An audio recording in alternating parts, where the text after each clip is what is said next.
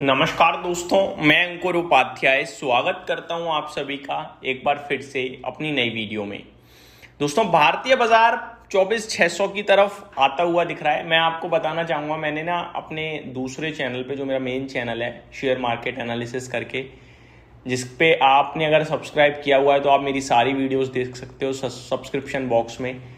अगर आपने सब्सक्राइब नहीं करा है तो मेरा चैनल नॉट विजिबल लिखा आएगा अगर आप उसे सर्च करोगे तो, बट आप अंकुर उपाध्याय शेयर मार्केट सर्च करोगे तो मिल जाएगा।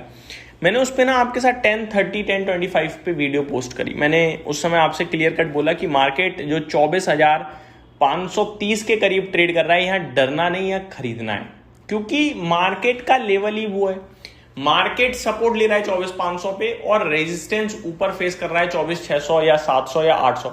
रेजिस्टेंस का लेवल पक्का नहीं है, लेकिन सपोर्ट बड़े लंबे समय से 24,500 पे ले रहा है। तो जब तक ब्रेक नहीं होगा ना, तब तक हम नीचे खरीदेंगे। बाय ऑन डिप रखना है हमें, और ऐसा नहीं है ब्रेक नहीं होगा कभी। जब ब्रेक होगा तो ठीक है, एक बार स्टॉप लॉस, बाकी सब बार हमने गेन करा। तो ये मार्केट की खूबसूरती है। अगर लेवल्स हैं तो लेवल्स पे काम करो, और लेवल्स पे काम कर रहे हो तो एक आध बार झटका लगता है, लेकिन मैक्सिमम टाइम मार्केट आपका साथ देता है। अब बढ़ते हैं आगे। निफ्टी 24,600 खड़ा है। क्या करें? सबसे पहले तो मैं आपको बताना चाहूंगा, निफ्टी अच्छा कर रहा है और उम्मीद भी अच्छे की है। क्यों? पूरा एशिया अच्छा कर रहा है यार। कच्चा तेल ऊपर है, ऊपर है, हम लोग कह तो रहे हैं, लेकिन ऊपर है कितना? $1।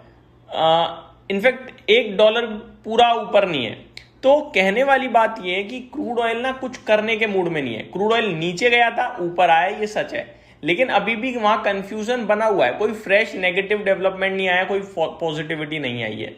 होप है कि ओमान और ईरान के बीच में डील आएगी और एक टेम्पररी रूट खुलेगा, उसके बाद जो होगा देखी जाएगी, लेकिन अभी तो यही होप चल रही है। बट वो होप धीरे धीरे डिले हो रही है, जिसकी वजह से कच्चा तेल धीरे धीरे ऊपर जा रहा है। बाकी अगर आप देखो, मार्केट ब्रेथ स्ट्रांग दिख रही है, मेजर इंडाइसेस ऊपर दिख रहे हैं, स्टॉक स्पेसिफिक एक्शन भरपूर चल रहा है। बट आप सोचो मार्केट में चौतरफा तेजी है, वो नहीं है भाई, वो मिसिंग है। तो मैं अब आप सभी के साथ एक एक करके अपडेट शेयर करना चाहूंगा। सबसे पहले निफ्टी खड़ा है आपके लिए 24,600, 27 पॉइंट ऊपर, फ्लैट टू पॉजिटिव। सेंसेक्स भी फ्लैट टू पॉजिटिव है। बैंक निफ्टी फ्लैट है, बिल्कुल फ्लैट, हल्का लाल है, इनफैक्ट 10 12 20 पॉइंट, जो कि बिल्कुल फ्लैट ही मानूंगा मैं। मिड कैप इंडेक्स में तेजी है 0.44% की, यानी आधे परसेंट के करीब मिड कैप ऊपर है। स्मॉल कैप में भी 0.22% की तेजी ही दिख रही है हम सभी को।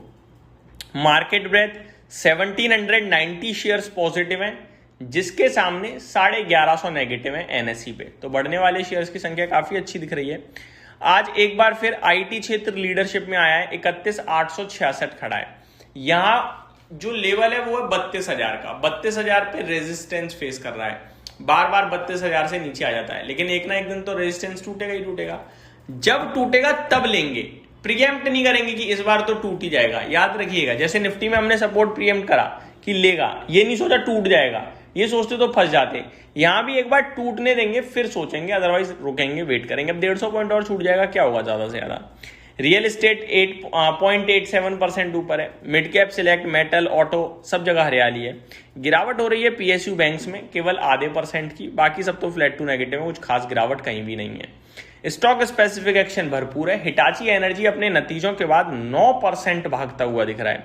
बीईएमएल में 7% की तेजी है। साइन लाइफ साइंसेज 6.25% ऊपर है, और एमबी फोटोवॉलिक में भी 4.5% की तेजी आपको देखने को मिल रही है।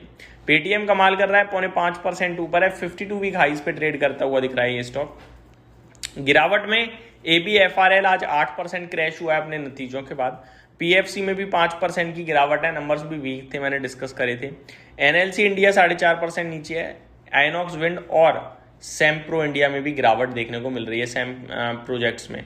तो ये ओवरऑल स्टॉक्स नीचे थे। आज का स्टार परफॉर्मर पावर इंडिया, इसी में अभी तक सबसे ज्यादा टर्नओवर हुआ है 1150 करोड़ का।